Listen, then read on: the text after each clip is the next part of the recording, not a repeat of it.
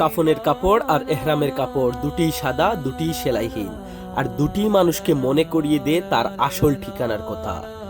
একটি আমরা নিজের হাতে গায়ে জড়িয়ে আল্লাহর দরবারে হাজিরা দেই, আর অন্যটি অন্য কেউ পরম মমতায় আমাদের গায়ে জড়িয়ে আল্লাহর দরবারে পাঠায়। চিন্তা করে দেখুন, এহরামের কাপড় পরা বান্দা যখন দুহাত তুলে বলে লাব্বাইক আল্লাহুম্মা লাব্বাইক, তখন তার অন্তরে আশার আলো থাকে, ক্ষমা পাওয়ার আকুতি থাকে। আর যেদিন আমাদের কাফনের কাপড়ে মুড়ানো হবে, সেদিন আর নিজের মুখে লাব্বাইক বলার ক্ষমতা থাকবে না। সেদিন আমাদের হয়ে উপস্থিত মানুষেরা দোয়ায় হাত তুলবে। প্রকৃতপক্ষে এহরামের সাদা কাপড় আমাদের অহংকার ব্যঙ্গে চুরমার করে দেয়, আর কাফনের সাদা কাপড় আমাদের মনে করিয়ে দে এই পৃথিবীর কোনো কিছুই আমাদের সাথে যাবে না, না গাড়ি, না বাড়ি, না ক্ষমতার দাপট। সাথে যাবে শুধু দুটি সেলাইহীন সাদা টুকরো কাপড় আর আমাদের আমল।